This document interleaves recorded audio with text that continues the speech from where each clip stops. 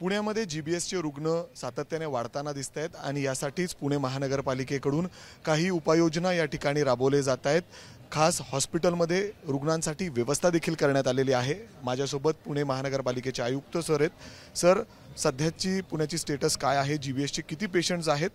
जी माहिती मिळते अर्थातच पुण्यात राहणार आहे, मूळचा तो सोलापूरचा आहे, तो देखील जीबीएसमुळे दगावला आहे। नाही, याच्यामध्ये आता पुणे शहरातले जे आहेत एकंदरीत 64 रुग्ण आतापर्यंत आमच्याकडे आढळून आलेले आहेत आणि 64 पैकी 12 रुग्ण जे आहेत त्यांची व्हेंटिलेटरवर आहेत आणि त्याच्यातले 5 रुग्ण जे आहेत ते 5 रुग्ण आता त्यांचं ते बरे झालेले आहेत आणि ते त्यांच्या घरी देखील गेलेले आहेत।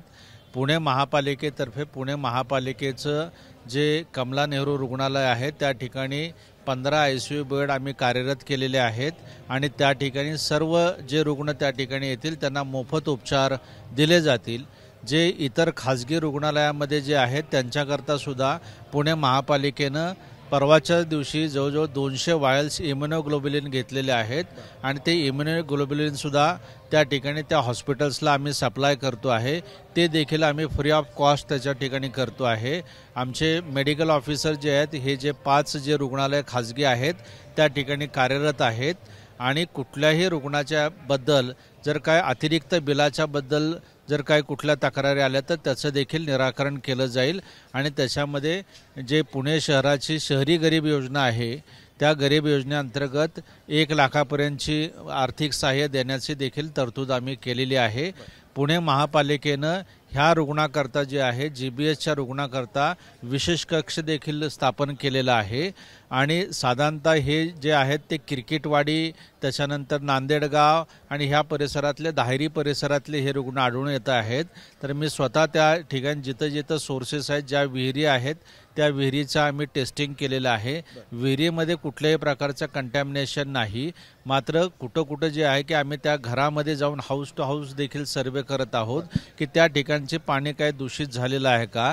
ह्या रुग्णामध्ये साधारणतः 1000 ज्यावेळेस डायरियाचे किंवा डिसेंट्रीचे रुग्ण असतात किंवा गॅस्ट्रोएंटरायटिसचे रुग्ण असतात त्याच्यापैकी एकाला हा आजार होऊ शकतो ज्याच्यामध्ये इम्युनिटी कमी होते आहे आणि त्याच्यामुळे जे आहे की हाऊस टू हाऊस देखील सर्वे चाललेला आहे। आणि सर सेंट्रलची एक टीम देखील पुण्यामध्ये येऊन या संदर्भात या सगळ्या भागाची किंबहुना या विहिरींची ज्या पाण्याची सगळी पाहणी करणार आहे, ते त्यांनी आपल्याशी काही संपर्क केला आहे का? ती आतापर्यंत आली आहे का? नाही, जी केंद्राची टीम आणि राज्याची टीम जी आहे की त्यांचा जो आहे ते संशोधनाचा भाग आहे।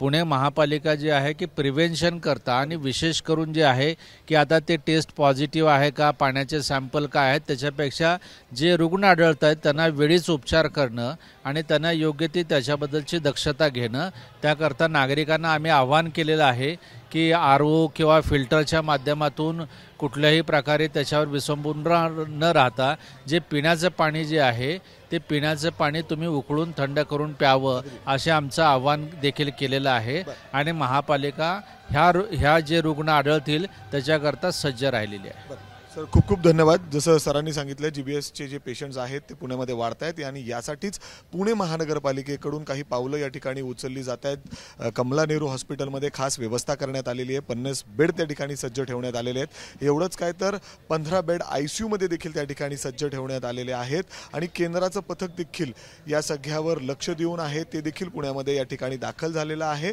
आणि पुणे महानगरपालिका सगळ्यांना आवाहन करते की तुम्ही जे पाणी पिण्यासाठी वापरता ते अगदी उकळून पिलं तर खूप बरं राहील आणि त्याचबरोबर बाहेरचं जे ओपन फूड असतं ते देखील या आजारात म्हणजे अर्थात धोकादायक आहे आणि त्यामुळं ते देखील टाळता आलं तर खूप बरं होईल असं देखील आवाहन या ठिकाणी केलं जात आहे।